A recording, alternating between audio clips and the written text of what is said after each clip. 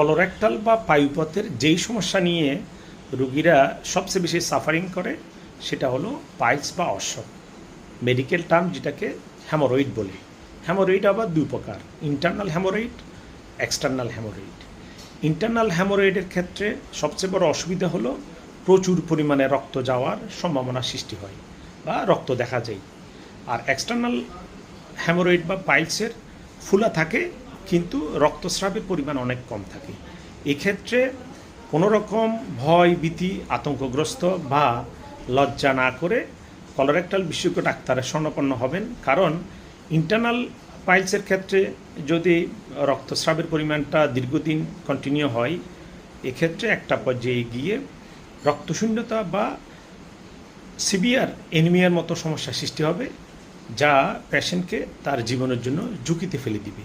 সুতরাং আমরা মনে করি ইতিমধ্যে যারা কলোরেক্টাল সমস্যা বিশেষ করে পাইলসে আক্রান্ত হয়েছেন, কোনো রকম লাজ লজ্জা না করে বা আতঙ্কিত না হয়ে দ্রুত আপনি আপনার ডাক্তারের সাথে যোগাযোগ করুন, পরামর্শ নিন। অথবা আমরা দীর্ঘদিন ধরে চট্টগ্রাম শহরে কলোরেক্টাল সমস্যা অর্থাৎ পায়ুপথের যে সকল সমস্যা হয়, অর্শ বা piles, fissure, polyp, rectal prolapse, শিশুদের ক্ষেত্রে ইদানিং অ্যানাল ফিশার এবং rectal polyp, prolapsus of rectum, এগুলি কমন দেখা যাচ্ছে।